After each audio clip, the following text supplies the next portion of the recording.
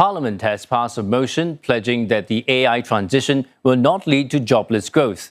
The motion recognizes AI's role in driving the economy while emphasizing fairness and inclusion and calls for workers and firms to advance together. Manpower Minister Leng also reassuring MPs that the government will support this shift with concrete actions. The motion was filed by Labour Chief Ng Chee Meng and backed by 3 other MPs, including a nominated Member of Parliament. Calling it a clear signal to workers, Mr. Ng says that it shows that Parliament stands united with them. Nadira Zaidi tells us more. Workers and enterprises. Wrapping up the motion, Labour Chief and MP for Jalan Kayu SMC, Ng Chee Meng said trust and collaboration among the government, unions and employers will ensure win-win outcomes in this AI era. Our tripartite model works because it is based on trust. Even when amongst our own tripartite partners, when there are different views and priorities, we evolve our conversations and we work through differences to find win-win positions that are in the best interest of Singapore and our workers. It is not about labor versus capital, workers against employers, or one group advancing at the expense of the other. Co-proposers of the motion also called on companies to rethink the support structure for workers during this transition. For instance, hiring retrenched workers first, then train them on the job. If another company is prepared to take in a displaced worker, even if the fit is not immediate, we should support that transition directly. This can be done by targeting temporary wage support to the receiving employer, similar to the spirit to JSS, but anchored under an industry transition fund, so that companies are incentivized to hire first and retrain on the job. Training alone is not sufficient. One possibility is to launch an AI bilingual accreditation for employers and not just for workers and job seekers. Accreditation can be tied to certain other benefits or quotas to incentivize companies to come forward. Like existing voluntary schemes, this could be linked to incentives to encourage broader participation. MPs also called for a stronger focus on job redesign as the first line of defence to smoothen workforce transitions from the outset. AI grants must be tied to mandatory job redesign requirements and productivity gains linked to workers' outcomes. If these enterprises are unable to retain our workers, these companies should be required to notify the government early on personnel whom they are unable to retain, so that these displaced workers can be assisted by E2I and our newly formed Tripartite Jobs Council. As AI evolves rapidly, the message from Parliament is clear: innovation and adaptation to find pathways forward with no worker left behind. More than 20 MPs rose to speak in a debate that spanned over 7 hours. Political office holders also backed the motion on supporting workers in the AI transition, pledging the government support to help businesses transform while ensuring that workers are trained, redeployed and not left behind. Sabrina Ng reports. Has long been built. While there was broad-based support for the motion, some MPs flagged concerns on how to ensure the AI gains are shared more widely across society. Suggestions included redesigning jobs, building deeper skills and stronger safeguards of AI usage. But simply imposing AI from the top will not produce results and can even create resistance and sunk costs. Workers are end users and experts in their own workflows. They know where AI adds value and where it falls short. If you want AI to work, you have to ask the people who do the work.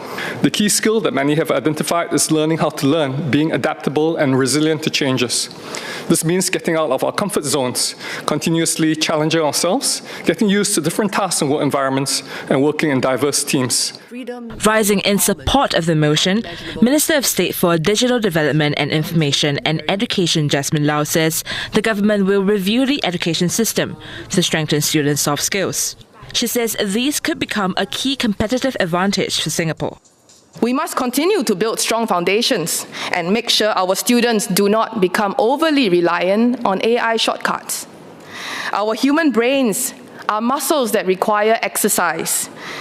And genuine mastery, the kind that holds up under pressure and that AI cannot simply replace, comes from hard work, from practice, and from deep understanding. Among proposals raised was one by Workers' Party MP Gerard Gum for what he called a National AI Equity Fund to help redistribute gains. The fund would provide a small payout to Singaporeans and support companies in training for new AI roles. He says this will help ease the transition into new careers. As we look toward the future, we cannot simply assume that displaced workers will transition smoothly into new roles as they have in previous technological revolutions. The steam engine did not replace human judgment, but AI may do just that. That is precisely why passive reskilling is insufficient and why the financial security of a social dividend is needed. Minister Tan See Leng. In response, Manpower Minister Tan See Leng says the focus should be on investing in people and helping them stay relevant instead of solely relying on payouts. To me, it is a settlement, resigned to the fact that mass displacement is inevitable and that the best we can do is soften the blow. We should have more confidence in the tenacity and the adaptability of our fellow Singaporeans. Redistribution alone is insufficient if workers are excluded from the economy. Our tradition, Singapore's tradition, has been to invest in people rather than to compensate them for their circumstances. Pledging support for the motion, Mr. Tan says the government will not leave the future of work and the livelihood of Singaporeans to chance. Instead, it will work with employers and tripartite partners to translate change into good jobs and clearer pathways to progress. MPs also sought clarifications on the various proposals they had raised as jobs are disrupted in the AI transition. Can the Minister elaborate on how the government intends to ensure workers receive a direct and tangible share of AI productivity gains beyond just more training? Specifically, what is the government's plan to move from discretionary spending to a structural sharing of AI wealth to protect the economic agency of our workers? I think the straight answer is through real income improvement. In the months, in the years ahead, that SWDA will have very clear KPI outcomes, including tying the enterprise workforce training package, job redesign, to specific skin in the game for both the businesses tapping on such grants to improvement in real wages and career progression for the workers. That's how we envisage the pie to be shared. Would you be able to share what specific worker outcomes will be tracked and whether job redesign will be an explicit condition of our AI grants or simply an expectation that companies are just encouraged to meet? And what kind of mechanisms will you be putting in place to track and recognize companies that do this well?